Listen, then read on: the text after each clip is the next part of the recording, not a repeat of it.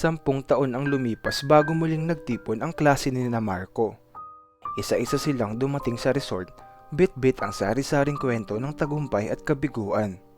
Ang dating mahiyain ay naging abogada, ang dating pasaway ay isa ng guro, at si Marco na pinaka naghirap noong kolehiyo ay isang mechanical engineer na ngayon ay nakabase sa Cebu. Masaya ang gabi, may inihandang videoke, may nagdala ng sisig at pansit at walang tigil ang tawanan habang binabalikan ang mga kalokohan noong kabataan. Halos wala silang mapansing oras hanggang sa may nag-aya ng class picture. Tumayo silang lahat sa damuhan, magkakapit-bisig at sa isang iglap, nakuhanan ang larawan ng kanilang muling pagkikita. Kinabukasan, habang papasakay ng eroplano pabalik ng Cebu, binuksan ni Marco ang cellphone para silipin ang litrato. Ngunit nanlamig siya.